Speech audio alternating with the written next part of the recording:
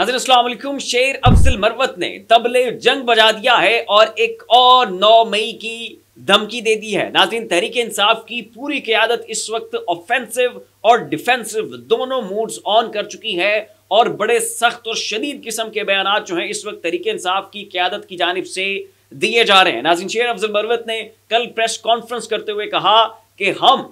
ये जो इंतजामिया है उनके हलक में हाथ डालकर अपना हक लेंगे, अपनी सारी नशिस्तें जो हमने जीती हैं वो इनसे वापस लेंगे, अपनी हुकूमत बनाएंगे और अगर इन्होंने हमारे साथ फिर भी जुल्म किए रखा, हमें हमारा हक न दिया तो फिर हम भूल जाएंगे, हम फिर इनके खिलाफ ऑफेंसिव मूड पर आएंगे और 9 मई की धमकी हमें ना दी जाए, फिर एक 9 मई क्या 10 से 12 9 मई हो जाए, कोई फर्क नहीं पड़ता। याद नाज़रीन, यही बिल्कुल यही एग्जैक्ट वर्ड्स थे शेर अफजल मरवत के। उसके बाद नाज़रीन इमाद अजहर का एक बयान आया जो कि इससे भी ज्यादा शिद्दत रखता है। ये जरा सुनिएगा। उनका कहना था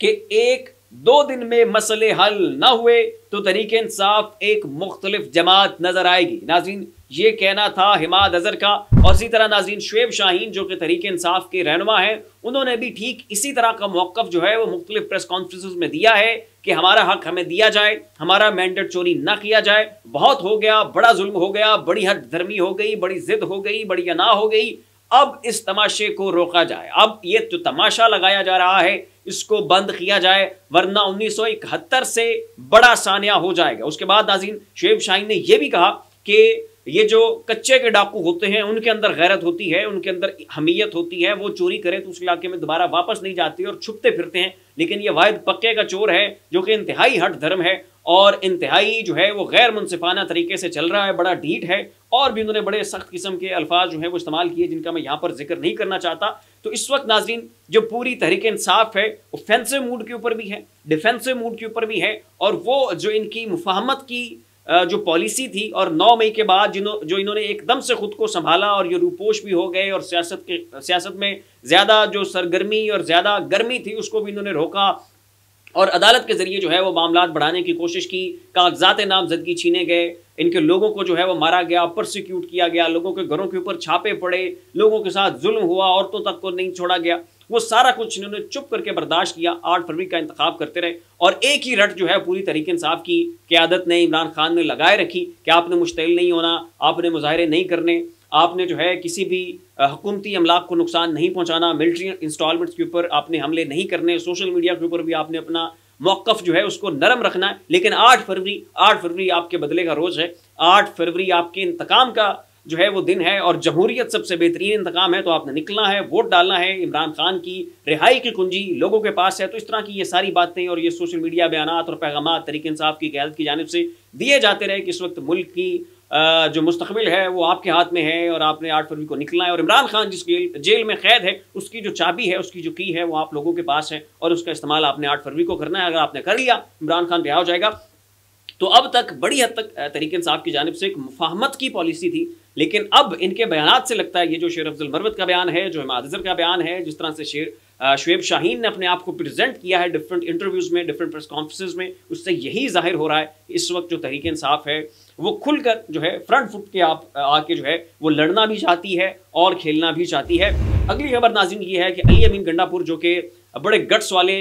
इंसान हैं, बड़ा उनके अंदर हिम्मत है, हौसला है और पिछले 1.25 साल के दौरान वो इमरान खान के साथ मुखलिस रहे, टूटे नहीं, बिखरे रहे, उनके जो है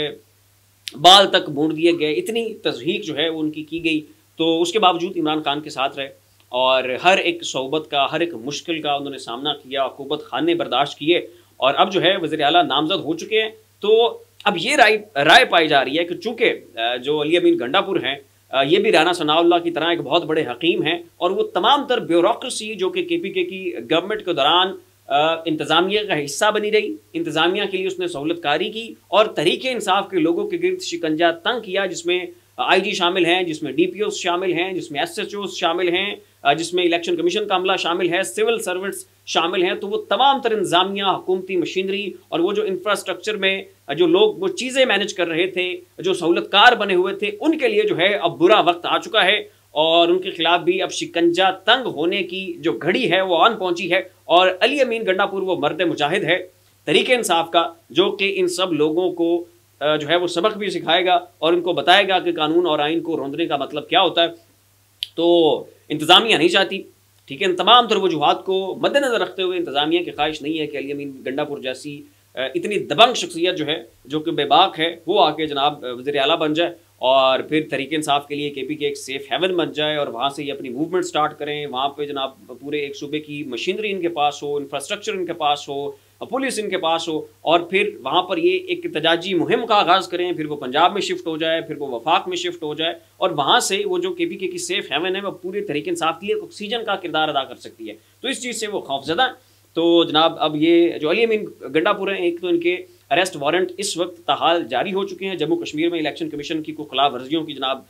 वो कागजी कार्रवाइयाँ करके इनके अरेस्ट वारंट जारी कर दिए गए हैं और इसके साथ ही 9 मई के मुकदमात में जो है इनको इश्तिहारी डिक्लेयर किया गया है और वहाँ पे भी इनकी गिरफ्तारी अमल में लाई जाएगी। ये खबर नाज़रीन मिली, एक इनके अरेस्ट वारंट जारी हो चुके हैं एक मुकदमे में। अब अगले नाज़रीन ये खबर सुनिएगा, डेली पॉइंट ने ये रिपोर्ट किया।